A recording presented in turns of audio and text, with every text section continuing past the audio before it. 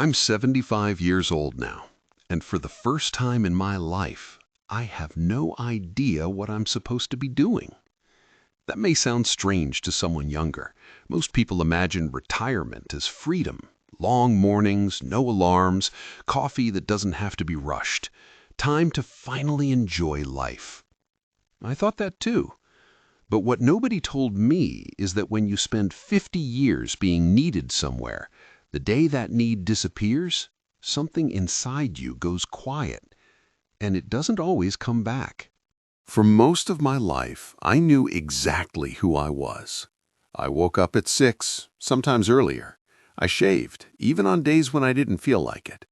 I drank the same black coffee at the same spot at the kitchen table. My wife used to joke that if the world ended, I'd still leave the house at 7:15 out of habit.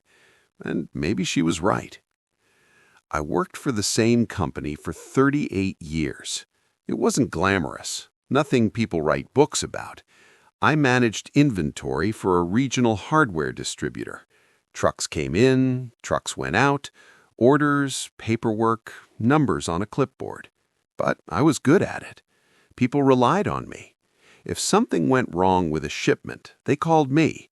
If the numbers didn't match, they came to my desk.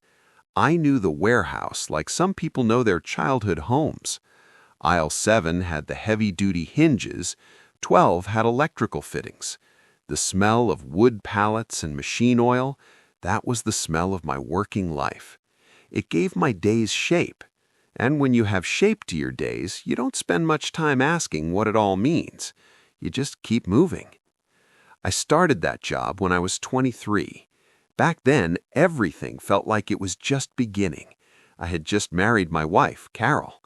We didn't have much money, but we had a small apartment and a used couch someone gave us. I remember thinking how grown up I felt when I paid the electric bill the first time. Strange, the things that make you proud when you're young. We had 2 kids eventually. A boy first, then a girl. Life got busy in the way ordinary lives do. Morning rush, work, dinner, fixing things around the house, trying to keep up with bills and responsibilities. There were birthdays and school events, though I didn't always make it to all of them. Work had a way of stretching. Just one more hour, I'd say, or they really need me today. And it wasn't a lie, they did need me. At least that's how it felt. My son once asked me if I could come to one of his baseball games. I remember the day clearly because I told him I'd try. That word, try. Children hear it differently than adults mean it. There was a late shipment that afternoon, something about incorrect inventory numbers. I stayed to fix it. By the time I got home, the house was quiet. My wife told me they lost the game, but my son got a hit. She said he kept looking toward the stands. I told myself there would be more games. There usually were. That's the thing about life in your 30s and 40s. It feels endless. You think you're just postponing things, just shifting them to another day.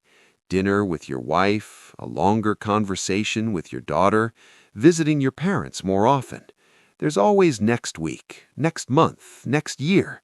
And most of the time, next year does come, until eventually it doesn't.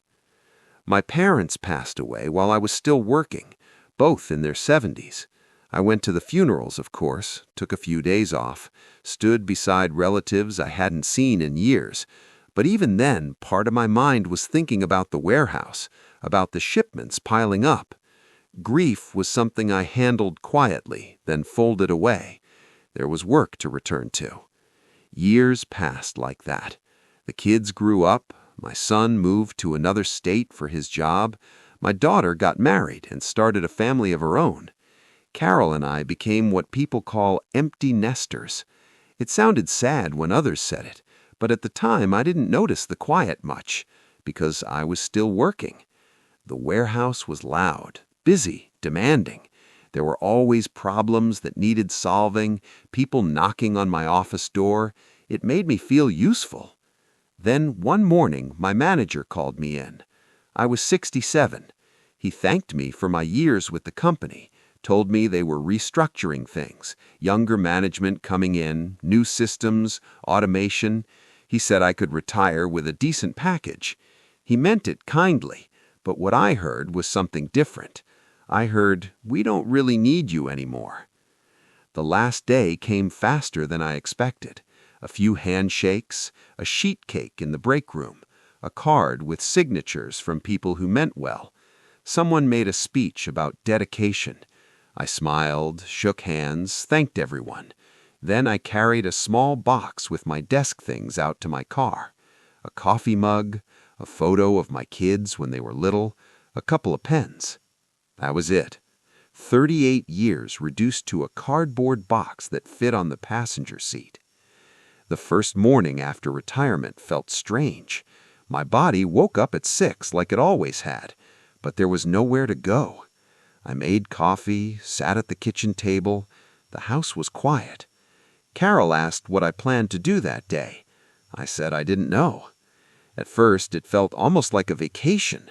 I fixed things around the house, organized the garage, took longer walks in the afternoon. But after a few months, something shifted. Days started blending together.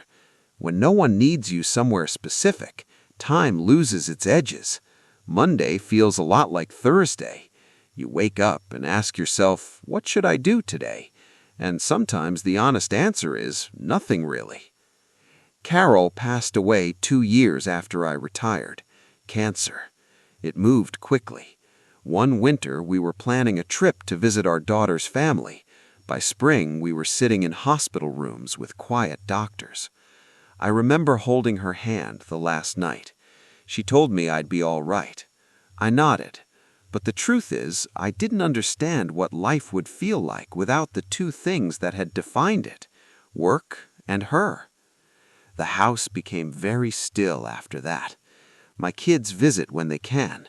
They call. They have their own lives, their own responsibilities. I don't blame them. That's how life works. But there are long stretches now where no one knocks on the door, no one calls asking where a shipment went or how to solve a problem. No one asks me to fix anything important. And that's when the questions started creeping in. If you remove the job, if you remove the routines, who exactly are you? For a long time, I thought my purpose was the work I did, the hours, the responsibility, the way people depended on me. But purpose built on a job disappears the moment someone else takes your desk. It took me years to understand that. One afternoon last summer, I found an old photo album in the closet, the kind with plastic pages that stick a little when you turn them.